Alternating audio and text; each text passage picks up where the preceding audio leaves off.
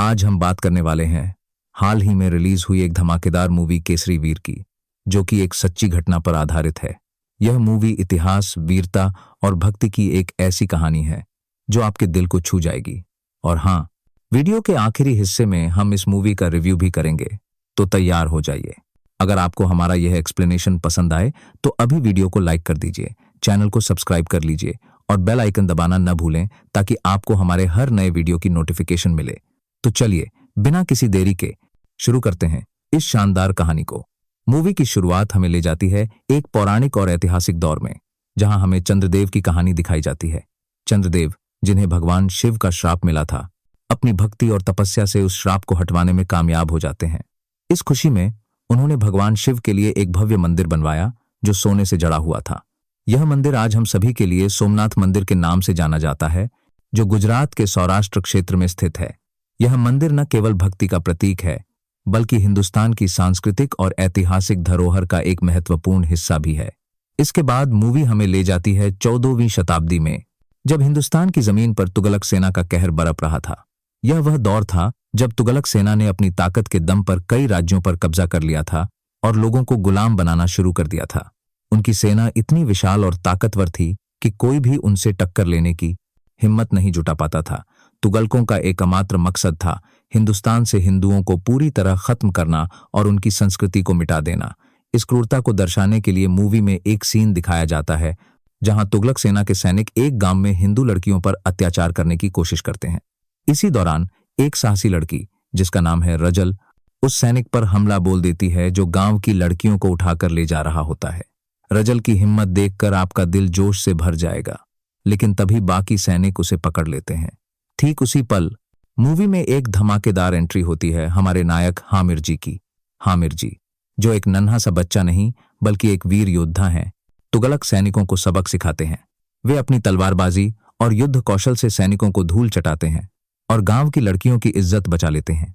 इस दौरान हामिर जी रजल को भी सैनिकों की कैद से आजाद कराते हैं। रजल की बहादुरी और साहस को देखकर हामिर जी का दिल उस पर आ जाता है। रजल भी हामिर जी की वीरता से प्रभावित होती है, लेकिन वह अपनी सहेलियों के साथ वहां से चली जाती है।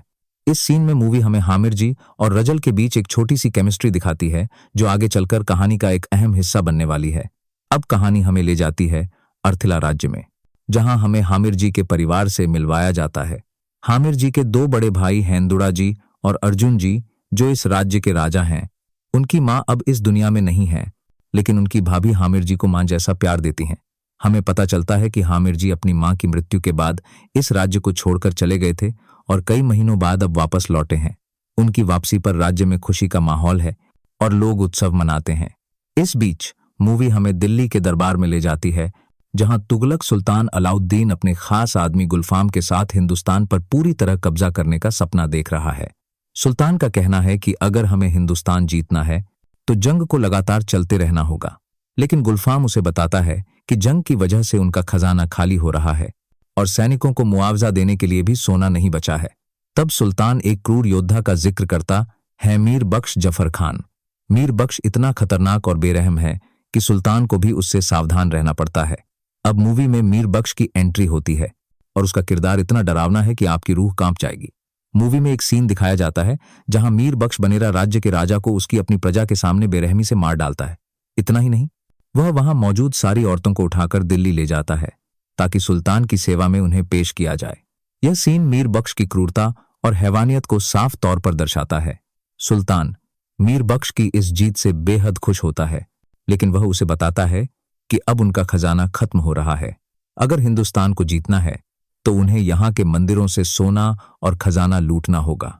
सुल्तान की नजर खास तौर पर सोमनाथ मंदिर पर है, क्योंकि उसने सुना है कि इस मंदिर में बेशकीमती खजाना और ढेर सारा सोना है। मीर बख्श तुरंत इस मिशन को स्वीकार कर लेता है और कहता है कि वह सोमनाथ मंदिर से सारा सोना लूट लाएगा। लेकिन यहाँ मीर बख्श का असली चेहरा सामने आता है। सुल्तान के जाने के बाद वह अपने भाई से कहता है कि जैसे ही वह सोमनाथ मंदिर को लूटेगा, वह उस खजाने का मालिक बन जाएगा। उसका असली मकसद सुल्तान की गद्दी छीनना है, यानी मीर बख्श को सिर्फ सोना नहीं बल्कि सत्ता चाहिए। वह बस सही मौके का इंतजार कर रहा है। इसके बाद वह अपनी पूरी सेना को सौराष्ट्र की ओर रवाना होने का आदेश देता है, जहां उसे सारे मंदिर लूटने हैं। कहानी अब हमें सौराष्ट्र के एक छोटे से राज्य में ले जाती है, जहां तुगलक सेना के सैनिक एक मंदिर में घुसकर वहां के शिवलिंग को अपमानित कर रहे होते हैं। वे मंदिर के पुजारी को मार डालते हैं और शिवलिंग को पहाड़ी से नीचे फेंकने की कोशिश करते हैं। तभी वहां वेगदा जी की एंट्री होती है, जो भील समाज के लीडर हैं। वेगदा जी एक सच्चे शिव भक्त हैं और वह शिवलिंग को गिरने से बचा लेते हैं। तुगलक सेना को लगता है कि उन्होंने मंदिर को पूरी तरह उजाड़ दिया है, लेकिन जैसे ही वे चले जाते हैं, वेगदा जी और उनके लोग दोबारा शिवलिंग की स्थापना कर देते हैं। यह सीन दिखाता है कि कैसे भील समाज अपनी संस्कृति और धर्म की रक्षा के लिए हमेशा तैयार रहता है। इधर हामिर जी कई महीनों बाद अपने अर्थिला राज्य में लौटते हैं और उनकी वापसी पर वहां जश्न का माहौल होता है। उनकी भाभी और भाई उन्हें देखकर बेहद खुश होते हैं, लेकिन दूसरी तरफ मीर बख्श अपनी सेना के साथ तेजी से सोमनाथ की ओर बढ़ रहा है। रास्ते में पड़ने वाले हर राज्य को वह तबाह करता जा रहा है और कई हिंदू राजाओं को मार डालता है। एक दिन हामिर जी अपने दोस्त के साथ जंगल में घूम रहे होते हैं।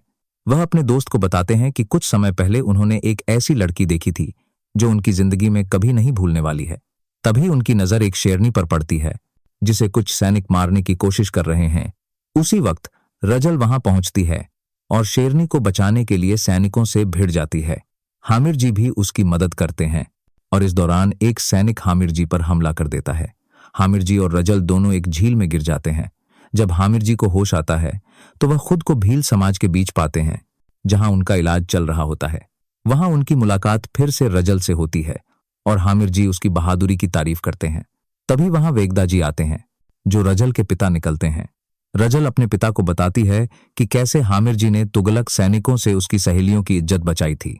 यह सुनकर वेगदा जी हामिर जी को अपने कुल देवता की पूजा में शामिल होने के लिए आमंत्रित करते हैं।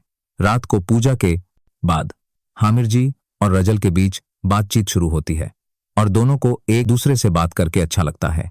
अगले दिन हामिर जी बच्चों के साथ कुश्ती खेल रहे होते हैं। तभी वेगदा जी उन्हें चुनौती देते हैं। दोनों के बीच एक मजेदार कुश्ती होती है, लेकिन हामिर जी रजल के सामने अपने पिता की इज्जत रखने के लिए जानबूझकर हार जाते हैं। यह देखकर रजल उनका मजाक उड़ाती है, लेकिन हामिर जी कहते हैं, तुम्हारे लिए तो मैं कुछ भी हार सकता हूं। यहीं से दोनों के बीच प्यार की शुरुआत होती है।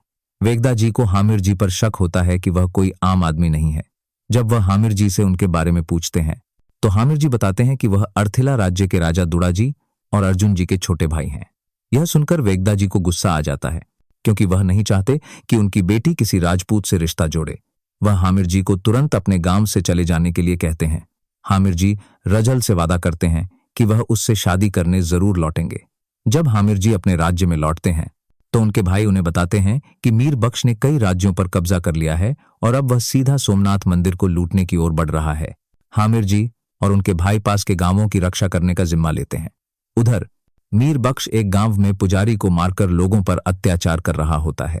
तभी हामिर जी वहां पहुंचते हैं और मीर बख्श को चुनौती देते हैं। मीर बख्श एक रेस का प्रस्ताव रखता है, जिसमें उसका सबसे तेज घुड़सवार हिस्सा लेता है, लेकिन हामिर जी बिना घोड़े के उस रेस को जीत लेते हैं।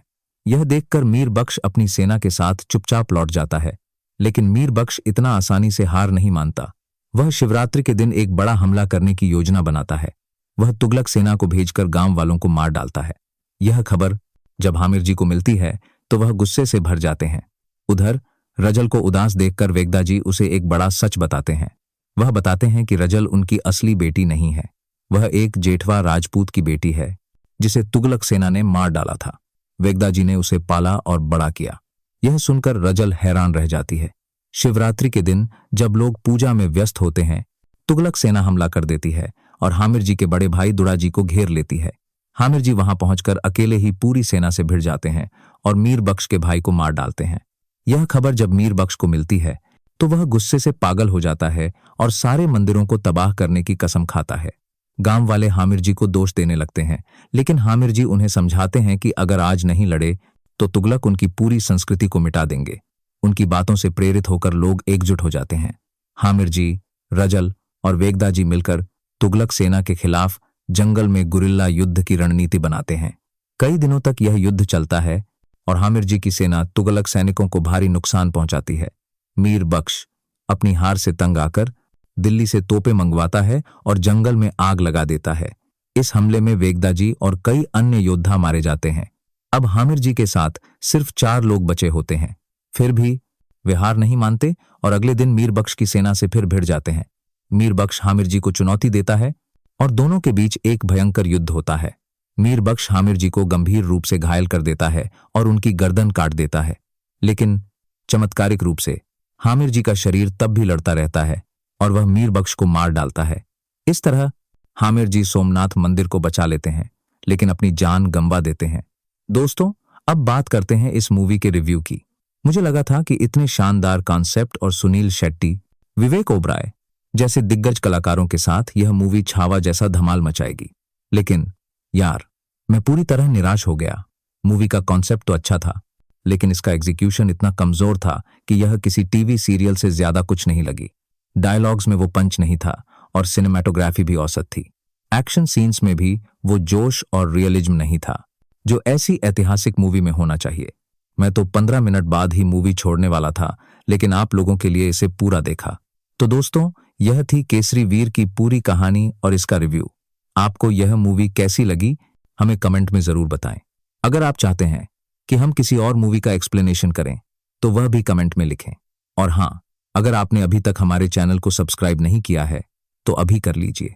बेल आइकन दबाएं ताकि आपको हमारे हर नए वीडियो की नोटिफिकेशन मिले। तो मिलते हैं अगले वीडियो में, तब तक जय हिंद,